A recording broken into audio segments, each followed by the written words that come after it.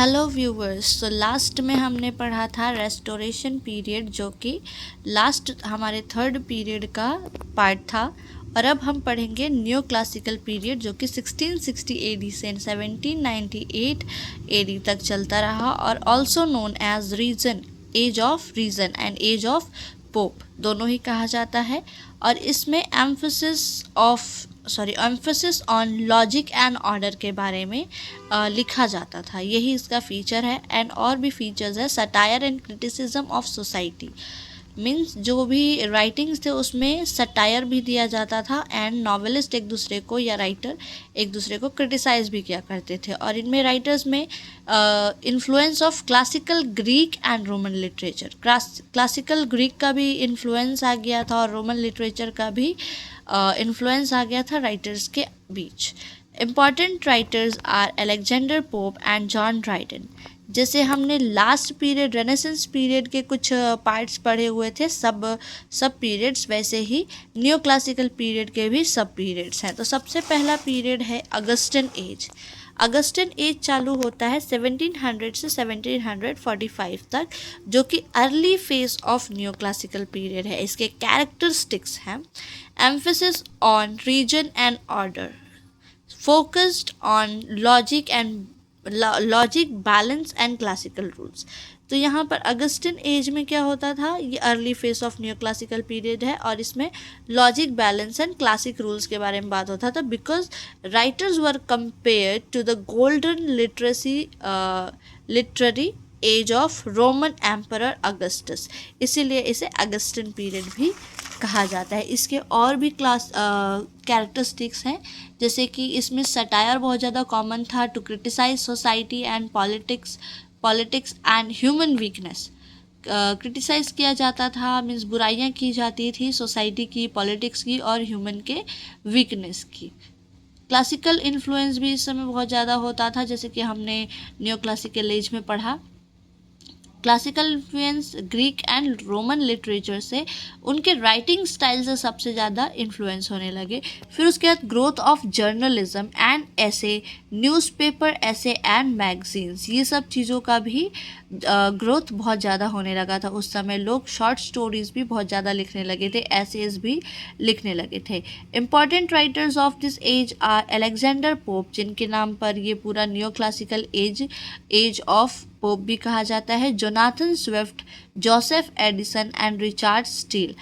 Important works are the Rape of the Lock, बहुत अच्छा है ये स्टोरी, जिसे हम आगे चल के वीडियोस में डिस्कस करेंगे। पहले पूरा ये एज ख़त्म हो जाने के बाद, मीन्स पूरा पीरियड ख़त्म हो जाने के बाद इन राइटर्स के इम्पॉर्टेंट राइटिंग्स को भी हम डिस्कस करेंगे। फिर उसके बाद है Gulliver's Travels by Jonathan Swift, and यहाँ पर प्रोज स्टाइल भी शुरू हुआ था, स्टार्टिंग ऑफ प्रोज स्टाइल। उसके बाद जो है सेकंड एज है एज ऑफ जोनाथन, जो कि चालू होता है 1745 से 1785 तक, और इसमें जो है named after the influence writer and critic Samuel Johnson.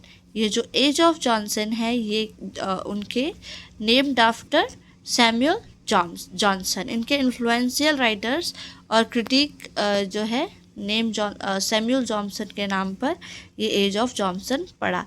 इसके कैरेक्टरिस्टिक्स हैं इम्पॉर्टेंट ऑफ क्रिटिसिज्म। इस समय क्रिटिसिज्म जो है, राइटर्स बहुत ज़्यादा क्रिटिसिज्म किया करते थे एक दूसरे के राइटिंग्स की, एक दूसरे से पर्सनली नहीं लड़ा करते थे, एक दूसरे के वर्क की बुराइयाँ करते थे। ये नहीं कि एक दूसरे को गलत बोल करके एक दूसरे से ही लड़ा जाए। एनालाइज करते थे एक दूसरे के राइटिंग्स को और नए नए रूल स्टैब्लिश करते थे for good writing, not hand writing, good piece of writing, good novels. जैसे कि एग्जांपल है प्रीफेस टू शेक्सपियर, जो कि लिखा गया है। डेवलपमेंट ऑफ प्रोज, इस समय प्रोज का डेवलपमेंट बहुत ही ज़्यादा होता था, जैसे कि हमने पिछले एज में पढ़ा था अगस्टिन एज में। Especially essays, biographies and dictionaries. Dictionary इसका एग्जांपल है डिक्शनरी ऑफ इंग्लिश लैंग्वेज। उसके बाद मॉरल डिक्टेटिक लिटरेचर भी बहुत ज़्यादा इस समय आया, जो कि to teach moral lessons and improve society. Rise of novels like Tom Jones by Henry Pamela by Samuel Richardson. Important writers are Henry Fielding, Samuel Richardson, Lawrence Sterne और बिगनिंग ऑफ रोमांटिक एज भी इसे कहा जाता है. Like writers begin to show interest in nature, emotion and imagination. देखिए romantic as का मतलब ये नहीं होता है कि लोग प्यार के बारे में ही बात करें. रोमांटिक एज का मतलब है लोग नेचर के बारे में बात करें, एक दूसरे के इमोशन के बारे में बात करें, और इमोशंस बहुत सारे होते हैं. एंड इमेजिनेशन, जो लोग इमेजिन कर सकते हैं वो सारी चीज़ों के बारे में भी लिखा जाता था. And later it developed into romantic as. And इसका एग्जांपल है Oliver Goldsmith. Important work are The Vicar of Wakefield by Oliver Goldsmith. Now more important writers are Edward Gibbon and Lawrence Sterne. उसके बाद next as आता है हमारा pre romantic as, जो romantic as के पहले था. Also called transitional period between new classical as and romanticism. Shift from strict classical rules to focus on nature, emotion and imagination. Individual experience के बारे में भी इसमें बात होती है. कैरेक्टरिस्टिक्स है इंटरेस्ट इन नेचर. लोगों का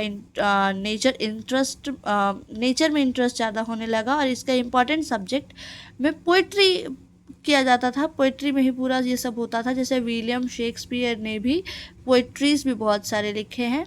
और इमोशंस एंड सेंसिबिलिटी, इमोशंस के बारे में भी उन्होंने बहुत सारी बात की थी. ये एक सिंपल एग्जांपल है, इसमें और भी राइटर्स आते हैं. और मेलनकली एंड रिफ्लेक्शन पोइट्री भी बहुत ज़्यादा होती थी. इसमें expression of sadness, philosophical thinking, ऐसे बहुत सारी चीज़ों के बारे में बात होता था.